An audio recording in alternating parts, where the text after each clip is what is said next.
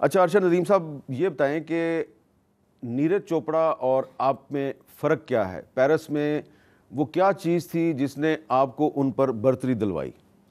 دیکھیے فرق یہی ہے کہ محنت سارے پلیئرز کرتے ہیں اور دل لگا کے کرتے ہیں اپنے اپنے کنٹریز کا، پوری دنیا میں جو ہے نا وہ نام روشن کرتے ہیں. تو ہماری یہ ہے کہ ہم نے دن رات محنت کی ہے اور ہم نے گول سیٹ کیا تھا.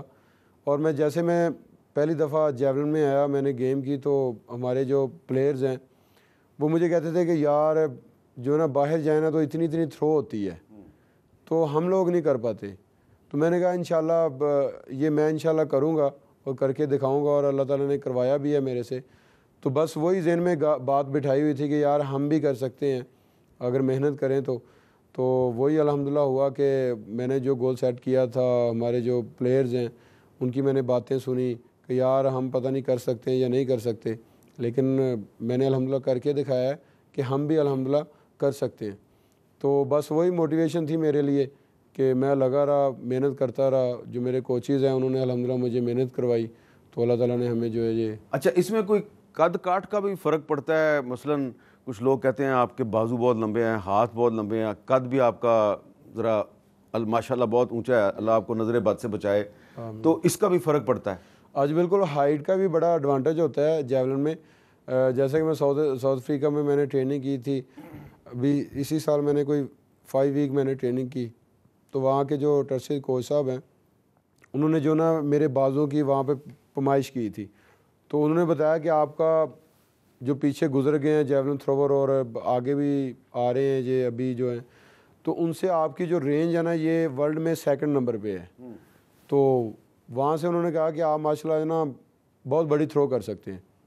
تو یہ انہوں نے بتایا تھا، تو وہ بھی ایک میرے لیے موٹیویشن تھی. تو اس میں آپ سمجھ لیں کہ اس میں جتنی آپ کی رینج زیادہ ہوگی بازو کی، جیسے کہ ہم وہ ایک گلیل لیتے ہیں، اس کو جتنا آپ کھینچیں گے وہ اتنی ہی دور جائے گی. تو یہ بھی سمجھ لیں کہ سیم وہی ہے کہ جتنی آپ کی رینج بازو کی زیادہ ہوگی تو فورس پیچھے لگے گی، تو اس کا بڑا بینیفٹ ہوتا ہے. تو اس میں ہائٹ کی بڑی. تو جب آپ کی جو دوسری تھرو تھی جو 92.97 میٹرز کی تھی، اس کے بعد آپ کو لگا کہ باقی جو آپ کے حریف تھے وہ پریشر میں آ گئے؟ آج بالکل دیکھیں کہ اتنی بڑی تھرو پہلی بات تو ہے اولمپکس میں بہت ہی کم ہوتی ہے، اور اللہ تعالیٰ نے مجھے عزت دینی تھی، پورے پاکستانی قوم جو ہے وہ میرے لیے دعائیں کر رہی تھی. تو جیسے میں نے وہ تھرو کی تو میرے خیال میں سارے پریشر میں تو آئے ہیں. تو اس کے بعد میں نے کوشش کی کہ وہ تھرو بھی اس ٹائم تھی میرے میں. تو وہ کہتے ہیں کہ جہاں پہ اللہ تعالیٰ نے عزت دینی ہو وہاں پہ اللہ تعالیٰ اسی حساب سے دیتا ہے. تو میں اللہ تعالیٰ کا جتنا بھی شکر ادا کروں اتنا ہی کم ہے کہ میں نے 92.97 میٹر تھرو کر کے اولمپکس کا ریکارڈ بریک کیا. تو میں نے کوشش کی کہ انشاءاللہ اور بہتر کروں، لیکن بس وہ کہتے ہیں کہ جتنا اللہ تعالیٰ نے لکھ دیا تھا وہ اسی ٹائم ہونا تھا. کوشش کی تھی آپ نے کہ اس اپنے ریکارڈ کو دوبارہ بریک کریں؟ بالکل میں نے کوشش کی تھی. پھر آپ 90 تک تو گئے تھے؟ ہاں جی، 91.79 میں نے تھرو ماشاءاللہ کی، آخری تھرو. اور آخری تھرو جب اللہ تعالیٰ آپ کو گولڈ میڈل سے نواز دے، آپ کو پتہ چل جائے کہ یار ابھی تو میں ماشاءاللہ ہو گیا ہوں گولڈ. اور میرے خیال میں الحمدللہ جیسے گولڈ ہوا تو آخر میں ہی رہ گیا تھا. تو آخر میں اتنی بڑی تھرو کرنا یہ بھی بہت مشکل ہو جاتا ہے. تو الحمدللہ میں نے آخری تھرو بھی جو ہے نا وہ اولمپکس کے ریکارڈ سے بہتر کر دی. پہلے ریکارڈ تو ہو ہی چکا تھا، لیکن 91.79 جو تھرو ہے یہ مسئلہ بہت بڑی تھی. آپ نے اپنے ریکارڈ توڑا ہے؟ ہاں جی، اپنا ہی توڑا ہے. اچھا مان جی یہ بتائیں کہ جب آپ دیکھ رہی تھیں کہ ارشد جو ہے فائنل راؤنڈ میں اب نیزہ پھینکے گا، تو آپ کو یقین تھا کہ یہ گولڈ میڈل لے آئے گا، یا آپ کا خیال تھا کہ کہیں پتر دوبارہ زخمی نہ ہو جائے؟ نہیں پتر میں بہت ماشاءاللہ میرے پتر تے یقین سی، میں اپنے پتر دے مگر دعاواں کردی سی.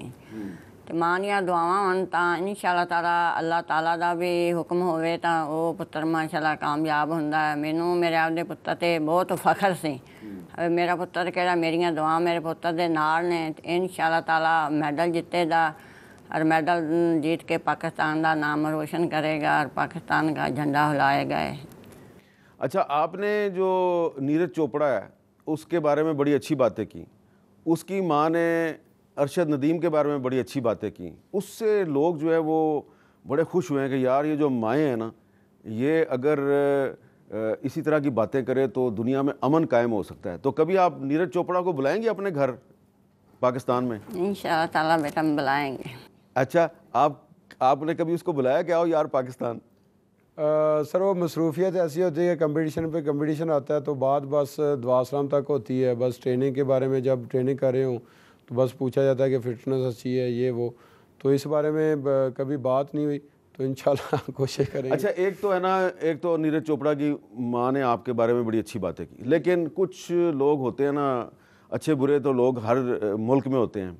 تو جب آپ ادھر پیرس میں جب کمپٹیشن کے لیے پہنچے تو ہم نے دیکھا انڈین میڈیا پہ کچھ لوگ جو ہیں وہ بڑے الٹے سیدھے کمنٹ کر رہے تھے, تو آپ تک پہنچے وہ کمنٹ؟ آج بالکل میں نے بہت سارے کمنٹس دیکھے, اور بس کیا کہہ سکتے ہیں کہ اللہ تعالیٰ نے بس عزت دینی تھی تو اللہ تعالیٰ نے عزت دی ہے. تو بس جو ایک آپ کا فقرہ بڑا مشہور ہوا ہے, قرض اتارنے والا. سننے میں آئی کہ قرض اتارنا ہے, لیکن یہ کہ میں نے کبھی بھی اس طرح کی, آپ نے دیکھا ہوگا جب میں نے الحمدللہ اللہ تعالیٰ نے مجھے گولڈ میڈل سے نوازا, میں نے اولمپکس گیم کا ریکارڈ بریک کیا تو میں سجدے میں چلا گیا تھا. ہاں, یہ بڑی اچھی بات کیا ہے.